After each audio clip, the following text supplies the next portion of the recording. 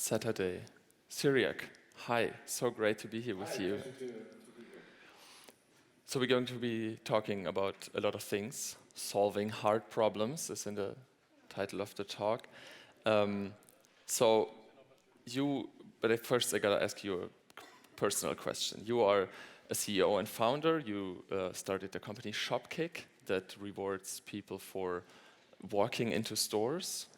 And after you sold that, you thought you might tackle something similar and founded a company that's called Earli, and it's not similar at all. It's trying to fight cancer. That's quite a pivot. Why did you choose that path? Very simple. I followed my heart and not my mind in terms of what I was going to do next. And I just observed myself what I was interested in doing next. My last company was acquired, and it was a good exit. Actually, one of the people who made the whole thing possible is sitting right there. He was at Best Buy, and without Best Buy, there would have been no Shopkick. He invested in that when there was nothing. And so 5 years later, the company was acquired for $250 million. And the investor, Kleiner Perkins, on Central Road, they put $7 million in, got $78 million back out. And then I stayed for a year, and then I thought, okay, so what's next? And then I made a conscious decision to follow my heart and not my mind. And that meant for me, I was going to watch what I'm interested in when nobody's watching me. And so I looked around, and I just followed my interests, and then I realized I was interested in 3 topics. The first one was brain-to-machine interfaces. I literally helped a guy sitting in a dilapidated building in Berkeley shooting microwaves at his own head, trying to decipher his own thoughts, which was quite an interesting experience, but it was very early. And then secondly, I looked at consumer robots because they have to have an attitude, otherwise they're not interesting. And then the third thing I looked at was the biology and AI interface.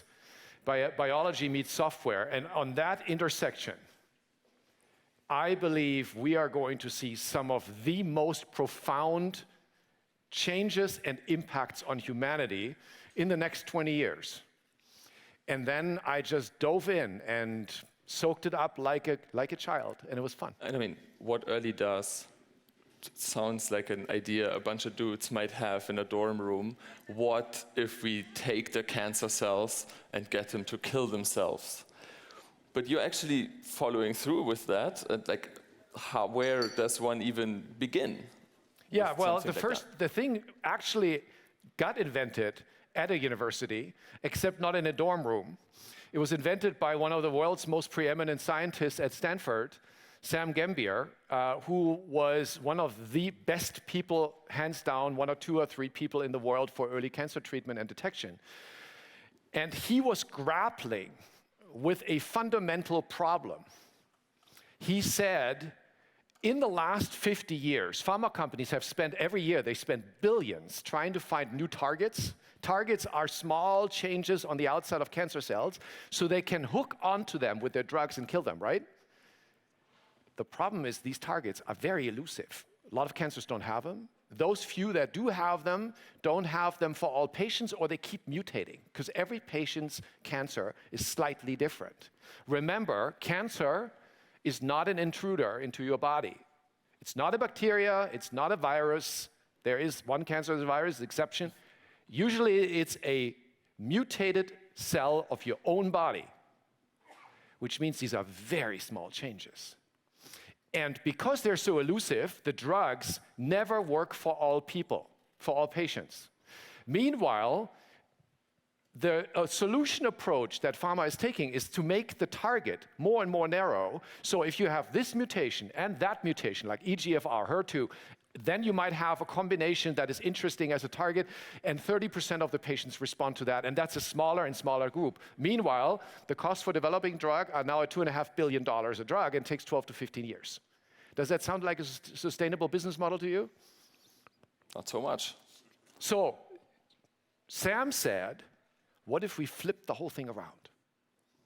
What if we stopped searching for these targets altogether?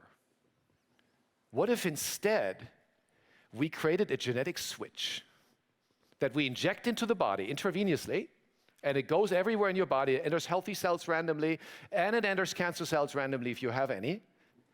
But only in the cancer cell, it switches on like a light switch.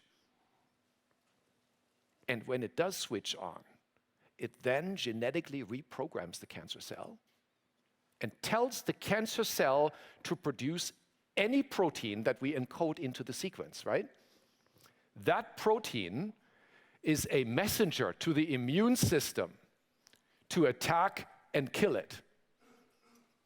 Can be a cytokine, a T-cell engager, an agonist, a combination thereof. Cannot be up to 4 different proteins that are expressed by the cancer cell, manufactured and expressed into the tumor microenvironment.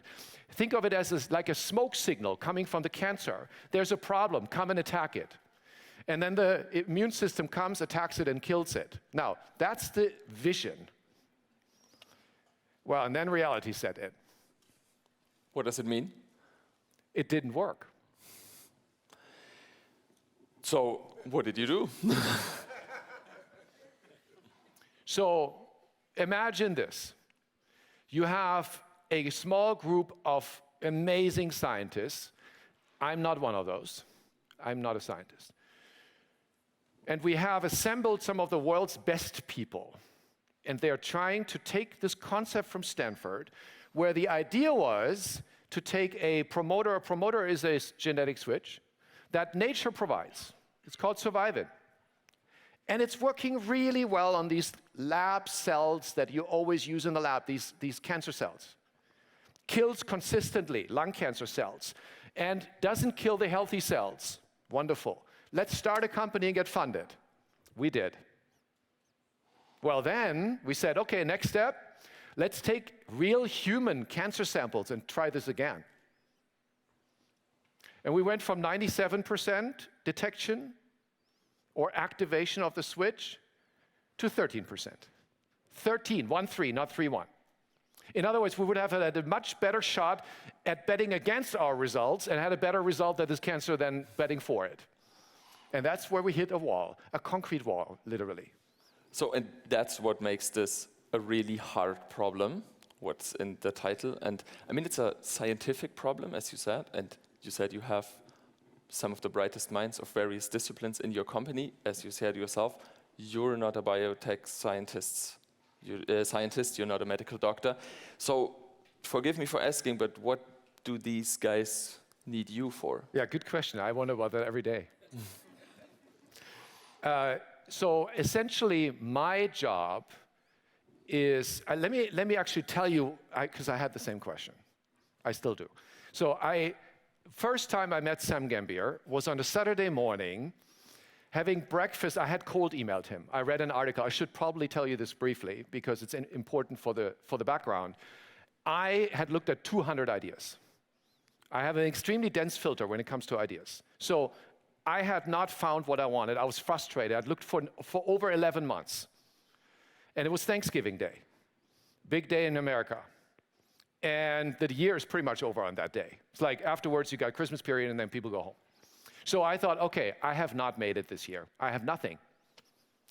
And I had looked at so many things. And the door opens, my wife comes in, Angel, and she says, look, there's this magazine that came in. By the way, print magazine, of all things. And the only reason I got a print magazine into the house because I lived in somebody else's house. Because our house was being remodeled. So I got somebody else's mail. Kind of illegal, but anyway. She gave me the magazine, and she said, I think you got to read this story. It was from Stanford Medical School. And the story was called, And Yet You Try. And it was about Sam Gambier, this brilliant scientist, and how he lost his only child to cancer at age 16. While his child, who was brilliant, so good, that he was at 15 years old helping him in the lab looking at early cancer detection solutions,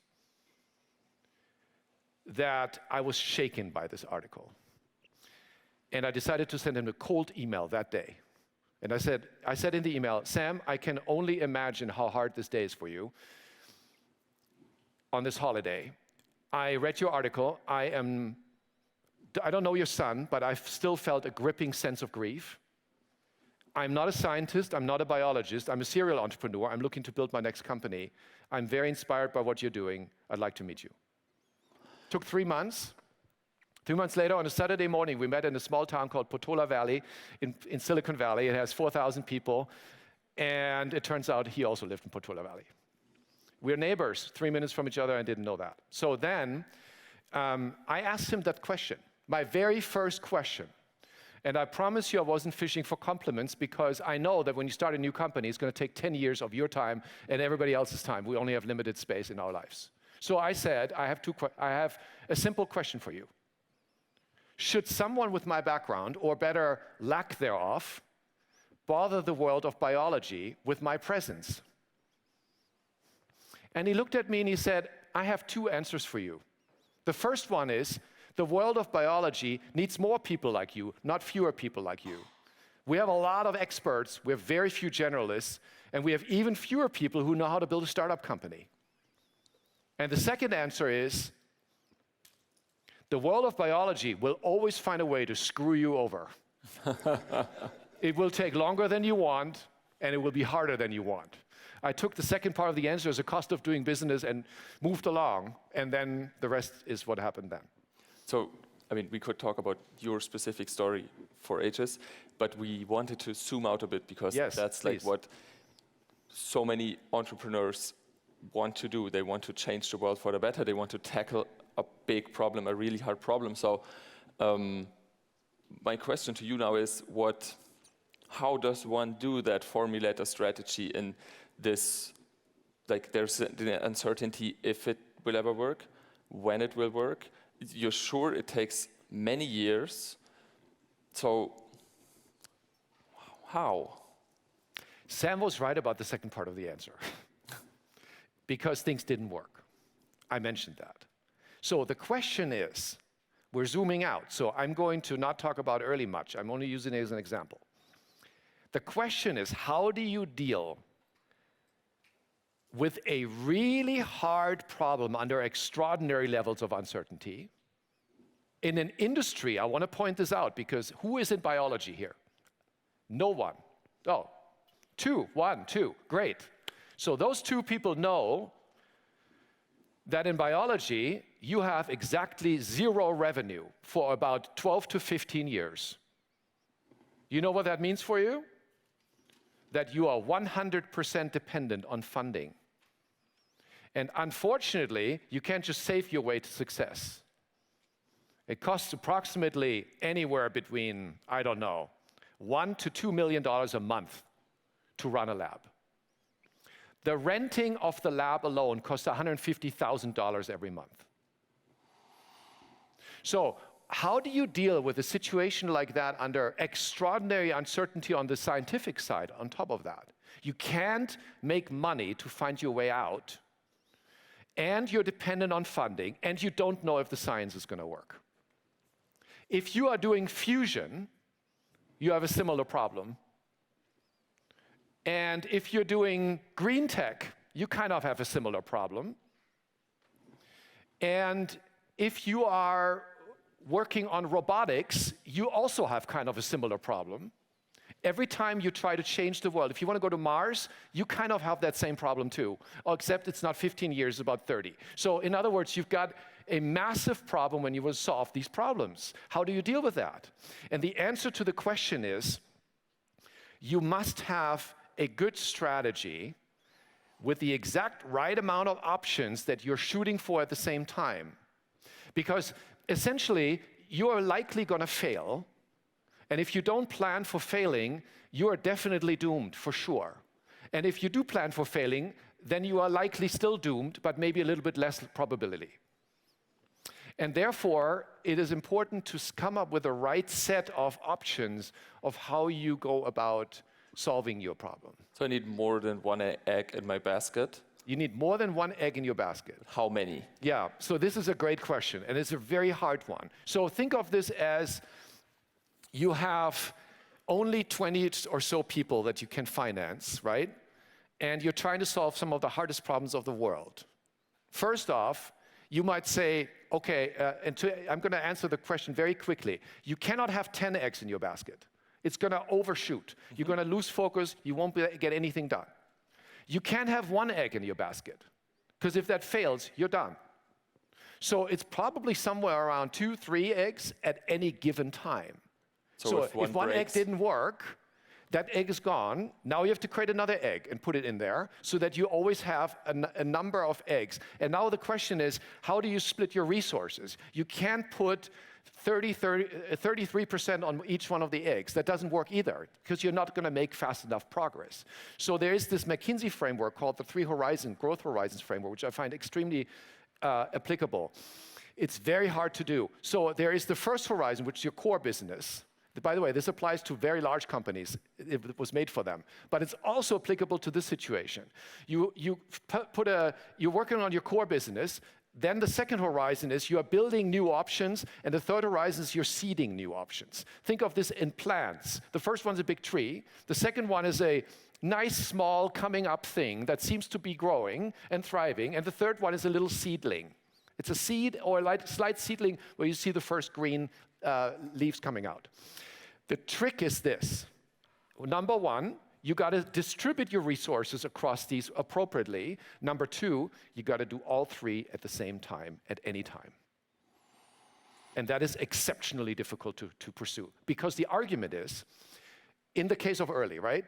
You're trying to solve this problem, what's cancer and what's not. You're trying to create this promoter that's going to switch on only in cancer. And you're not making enough progress. And you want to become a diagnostics company to find what cancer is, right? So diagnostics, that is the tree you're trying to build. And now somebody says, we're going to do something else on top of that. Let's work on therapeutics too. And the automatic answer of anyone working in the company will be, we haven't even solved the first big problem. Now we want to reduce our resources. We already only have a few people, and we're going to work on therapeutics in addition to diagnostics.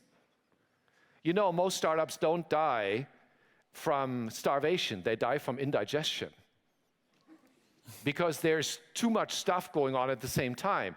So the trick is, the argument will always hold true, regardless of what you do. Large company, small company, you've never mastered your core business.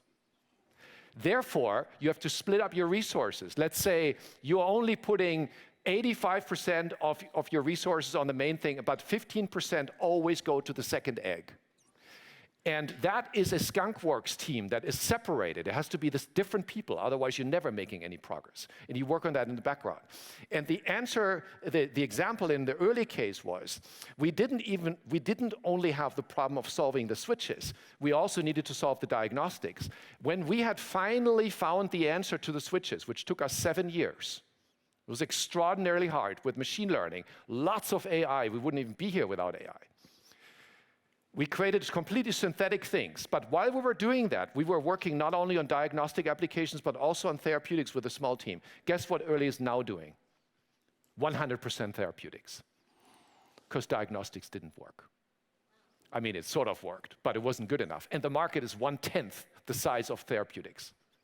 Therapeutics 10 times larger, and it actually potentially cures people. So it's even way more attractive, but we would have never been able to switch over had we not had a skunkworks team in a team of 30 that had been working on this for years. So to nurture your eggs, to finally get lost in this metaphor, I guess, you need resources, as you said. You need a framework, you need conditions that make it possible to do this over an extended time frame. Yes. And I mean, you need money, which has been a problem for biotech firms during the recent years. And you wrote an article recently, the last days, Trump must make biotech innovation a national priority is the headline. What are you proposing he or the government has to do? Well, I don't know if you guys have followed this, but China has been catching up dramatically in biotech. And you know what happens in the US? The US has been the leader in biotech for the last 50 or 60 years, undisputed. Now the US pharma companies are sourcing innovation from China into the United States, doing deals with the Chinese startups. Why are they not doing this with the US startups? It's not all about money, it's not about much cheaper. That is only one part of the equation, it's not even true anymore. The problem is that it's entirely privately funded in the US. There is very little in the translation from the fundamental research, which is covered by the government, to the translation into the actual commercialization. Most biotech companies die in the middle, right in series B or C, when they have kind of proven it works, but it's not in the clinic yet, it's not in humans. So that is the stage where we need to drastically flatten the funding curve. We have in biotech, if you think there's boom and bust in tech, think again. That's like, so let's say, that's a soft bed of clouds you are in. In biotech, it is boom and it's bust. The last 4 years have been the hardest funding crisis in biotech in the last 30 years. And while tech was talking about AI, biotech was running out of money. There are 3 reasons for it, and I talked in that article about it. Number 1, AI is like a vacuum cleaner for venture capital. And of course, the next generation of AI, what do you think the application, one of the top applications is for AI? Biology. But we started with foundational models. That's where the money went. So last 3 to 4 years, over 50% of all venture capital goes into AI. It's usually tech AI. It's just beginning to move to bio. Secondly, high interest rates. If you have no revenue for 10 years, you are doing an NPV, a net present value calculations of future revenues discounted today. If you divide it by 1.08 with 8% interest rate, compound it to the power of 10, and you divide that, you can do the math how much is left over for today's revenue. Out of 1 million, you're left with 400,000 today. And then the last one, the third one, is China. And these 3 combinations led to the biggest funding crash in 30 years. You remember the dot-com crash in 2000 in tech? Well, that just happened in bio. So a lot of companies are gone, and China's catching up, and the call on Trump is, if we in the Western world do not want to be dependent on getting life-saving drugs from China and have them decide whether they're going to supply it to us in the future or not, we better get our act together and create a sovereign wealth fund to make sure that the funding curve is being flattened. Cyriac, that clock is cruel to us. One, like public money for funding companies like this is a proposal you have for Germany as well. Really quickly, do you see there is things happening in the right direction there? Yeah, so I live in the US now. I've been living for 20 years there, and I'm American, but I'm also German. And I love this country. I care deeply about this country. And I have a simple belief. This is a long story we could talk about for an hour by itself, but I'm going to keep it very brief. I have a very simple belief. This country, Germany, could be one of the top 3 innovation hubs in the world next to America and China in the next 5 years. And there's only one thing that stands in between that and today. It's not money. Germany's rich to this day still. Whether we believe it or not, because we love to say there's no money in Germany, it's a joke. Compare yourself against other countries. Number 2, scientists, it's not. We've got top scientists. Third, engineers, it's not. We've got top engineers. So what is it then? It's us. It's our mindset, and that's it. There are 3 problems in Germany. Number 1 is risk aversity. We all know it. I'm not going to belabor it. Number 2 is what I call the Abwiegelproblem. Die Suppe wird nicht so heiß gegessen, wie sie gekocht wird. In other words, it's this idea of, oh, you know, when Elon Musk, he can't even make cars. The cars don't even close properly. You know, this is never going to happen. Of course it's going to happen. You're just giving yourself time in your mind that you don't have. And in 1 year, that problem is solved. And number 3, kleckern und nicht klotzen. Small investments, not large investments. Playing a little bit everywhere, but nowhere really.